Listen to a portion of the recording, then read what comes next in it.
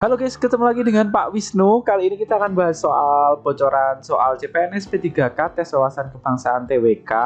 Ada 11 soal dan satu soal latihan nanti di akhir video. Nah, sebelum kita bahas, teman-teman siapin alat tulis dan pensilnya, alat tulis dan bukunya.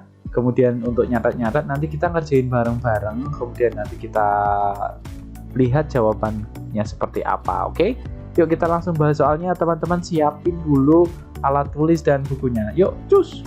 Halo guys, dukung kami dengan subscribe dan klik tombol lonceng. Terima kasih. Oke, soal nomor 1. Toleransi dalam kehidupan antar umat beragama berarti apa nih? Toleransi ya kata kuncinya ya. Persebaran agama dapat dilakukan kepada siapa saja dan di mana saja. Oke. Setiap agama memiliki tujuan dan cara ibadah yang sama kepada Tuhan. Bukan? Sedianya tempat beribadah bagi semua umat beragama dan berdekatan. Nggak harus berdekatan juga, berarti option C ini masih salah ya. Kemudian D, setiap orang boleh berpindah agama dan berganti agama setiap saat bila dikehendaki. Berpindah dan berganti agama setiap saat bila dikehendaki, oke? Kita keep dulu, masih yang kita keep A dan D ya. Kemudian yang E, menghargai aktivitas inter dan antar umat beragama serta pemerintah.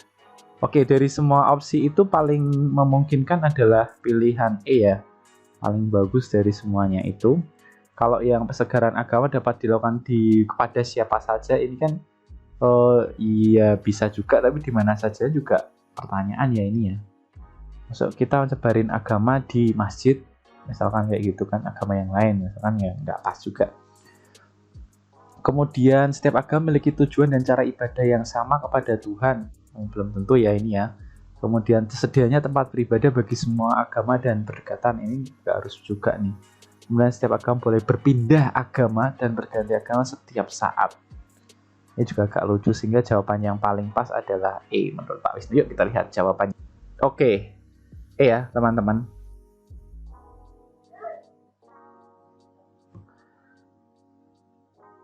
Oke, soal selanjutnya, toleransi antar umat beragama diperbolehkan dengan cara A, menghadiri peribadatan di rumah ibadah yang berlainan agama.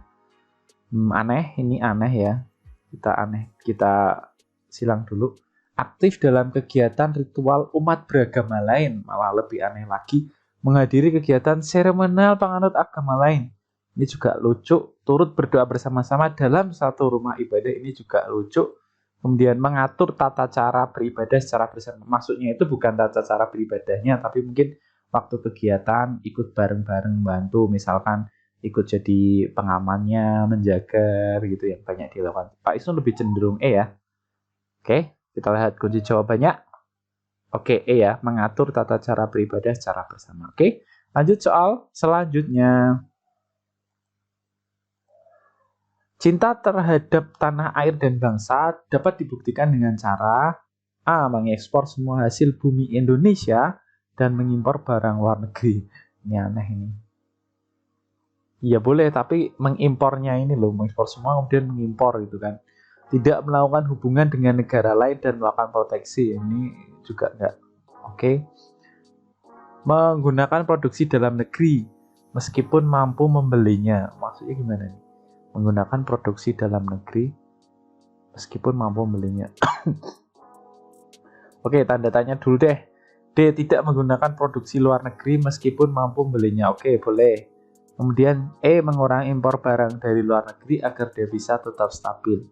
Ini paling bagus E ya dari semua opsi. Tadi ada yang kita keep C, kemudian D juga kita keep, tapi dari semua C dan D ini yang paling bagus adalah E. Gitu. Kita lihat jawabannya. Oke, E ya. Gimana jawabanmu? Bener nggak? Bener? Oh, mantap. Nanti dapat skor berapa ditulis di kolom komentar ya. Oke, kita lanjut ke soal selanjutnya. Pada saat menjelang perayaan HUT RI, sering diadakan pawai dan perlombaan ini sebelum corona ya, untuk memeriahkannya. Bentuk keikutsertaan Anda untuk memeriahkannya adalah A, memasang bendera, B, menyanyikan lagu Indonesia Raya, C, menikmati hari libur tanggal 17 Agustus, D, menyumbang untuk kegiatan, E, menonton perlombaan. bentuk keikutsertaan dalam pawai ya, menyumbang untuk kegiatannya juga bagus. Menonton perlombaan ini Pak Wisnu keep ada 2 deh, kalau nggak AD nih ya, masang bendera, bis juga menyumbang untuk kegiatan. Tapi menyumbang kegiatan ini kan tidak dilakukan oleh semua orang. Nah, yang bisa dilakukan oleh semua orang, karena nggak semuanya punya uang untuk menyumbang kan.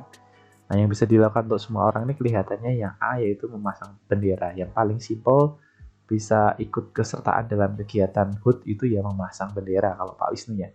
Jawabannya A. Oke. Kita lihat kunci jawabannya, apakah A atau E. Oke, A. Gimana? Kamu bener nggak? A atau E? Oke, kita lanjutin ke soal selanjutnya. Seorang pemimpin seharusnya memberikan pekerjaan kepada bawahannya dengan bijaksana, yaitu A. Selalu memberikan contoh pada setiap kegiatan. Nggak perlu dong, maksud kita harus memberikan contoh pada setiap kegiatan. B. Memberikan pekerjaan sesuai dengan kodrat kemanusiaannya. Keep dulu. Memilih dengan teliti pekerjaan yang pantas diberikan. Oke, keep. Melakukan pengecekan langsung terhadap semua hasil kerja bawahan. Nggak harus langsung ya, karena masih ada nanti berjenjang namanya, tugas berjenjang, ada lebih bawahan lagi. Misal kalau kepala sekolah ya berarti wali kelas, wakanya. Kalau misalkan direktur kan masih ada manajernya dan lain-lain sebagainya. Ada kabitnya. Oke, menasihati setiap hari agar pekerjaan berhasil dengan baik. Masa harus setiap hari ya? Ini juga nggak oke. Pak Wisnu ada 2 opsi nih, B atau C dari KIP tadi, memberikan pekerjaan sesuai kodratnya dan memilih dengan teliti pekerjaan yang pantas diberikan. Oke, kelihatannya yang paling sesuai daripada memilih dengan teliti pekerjaan yang diberikan itu adalah memberikan pekerjaan sesuai dengan kodrat kemanusiaannya ini dari opsinya. Gimana? Kamu pilih apa nih? A, B, C, atau D? Nanti ketik di kolom komentar ya. Oke, kita lihat jawabannya. Jawabannya adalah B. Nah, benar ya.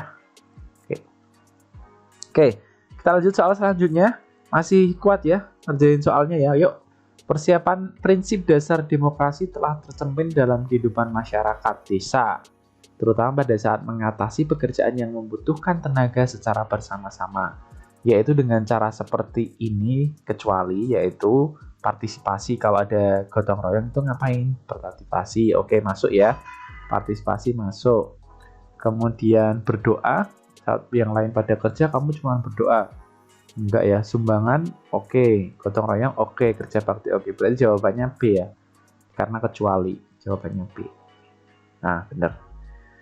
Oke, selanjutnya sikap manusia yang bertakwa dapat dibuktikan dengan cara manusia yang bertakwa itu ciri-cirinya apa sih? Selalu melindungi kesalahan orang lain. Oke, B, bekerja siang dan malam agar bahagia. Oh, apakah bekerja agar bahagia? Belum. C, bersyukur dan selalu berusaha lebih baik. Oke, keep 1. Hanya beribadah tanpa berusaha lebih baik. No. Kemudian kurang bersyukur terhadap hasil yang dicapai. No. Jawabannya jelas C ini karena nggak ada opsi yang hampir mirip-mirip itu. Jawabannya C ya. Oke. Next. Konsep Pancasila tentang hubungan antara manusia dan masyarakatnya adalah terciptanya keselarasan, keserasian, dan keseimbangan yang berarti. Adalah A. Mengutamakan kepentingan umum dan mendahulukan kepentingan pribadi dan golongan. Oke, betul ini jawabannya. Centang dulu. Melepaskan diri demi kepentingan umum dan meletakkan kepentingan pribadi sebagai yang pertama. Oh, bukan. Karena kepentingan pribadi bukan yang pertama. Berlakukan dengan sesama antar kepentingan umum dan pribadi diperlakukan secara sama. Keep dulu. Meletakkan kepentingan umum di atas kepentingan pribadi dan golongan. Kan kepentingan umum di atas kepentingan. Oh, oke ini. Kemudian C, melepaskan kepentingan umum dan mengutamakan kepentingan pribadi dan golongan. Oh, melepaskan kepentingan. Ini sama aja kayak yang ini ya. Mendahulukan ya, sorry. Nah, ini juga salah ya. Jawabannya D ya. D, oke. Oke, harus teliti baca kayak gini, pelan-pelan teliti, diresapin. Tapi juga jangan terlalu lama nanti saat ngerjain soal tesnya, oke? Nah, betul D. Yuk. Demokrasi adalah pemerintahan yang berasal dari rakyat, dilakukan oleh rakyat, dan untuk kepentingan rakyat. Sehingga kedaulatan berada di tangan rakyat. Kedaulatan rakyat itu dilakukan oleh siapa kalau di Indonesia? DPR, MPR, DPA, PK, Presiden, DPR, MPR. Dua-duanya ya, DPR dan MPR itu kan dipilih oleh rakyat ya. Berarti A dan D ini jawabannya. A, DPR dan MPR. Oke, mantap. Next. Tujuan wawasan Nusantara adalah menghendaki adanya persatuan dan kesatuan dalam segenap aspek kehidupan, baik sosial maupun alamiah, yang termasuk aspek alamiah dalam wawasan Nusantara itu apa sih? Ekonomi dan nasional, apakah itu alamiah, ekonomi nggak alamiah ya? Kemudian flora fauna masuk, politik demokrasi juga nggak alamiah, sosial budaya itu alamiah nggak ya? Oke. Nah, penduduk alamiah enggak ya maksudnya ya. Kalau nggak B, D, tapi karena ini tujuan wawasan Nusantara, karena di sini disebut baik sosial maupun alamiah, karena udah disebut sosial nggak mungkin sosial kan. Nah, Pak Wisnu pilih B aja. Gitu, karena di sini udah disebut sosial maupun alamiah. Sosial itu maksudnya pasti sosial budaya.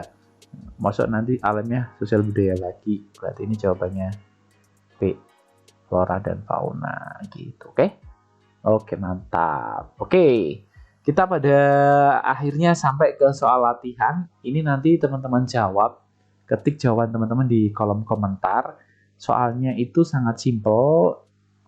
Melaksanakan sila kedua Pancasila harus dilaksanakan sikap dan tingkah laku yang menggambarkan A. Menghormati dan menghargai orang lain, B. Menilai baik hasil kerja orang lain, C. Suka memberi pertolongan kepada yang lain, D. Meminta dengan hormat melaksanakan keinginannya, E. Berani membela kebenaran dan keadilan. Ayo tulis jawabanmu di kolom komentar ya. Nanti pasti insya Allah Pak Wisnu tanggapin. Oke, teman-teman terima kasih udah nonton videonya Pak Wisnu soal-soal TWK. Nanti kalau ada saran, kritik, dan lain sebagainya silahkan ketik di kolom komentar. Atau teman-teman bisa DM Pak Wisnu di Instagramnya Pak Wisnu @artilian.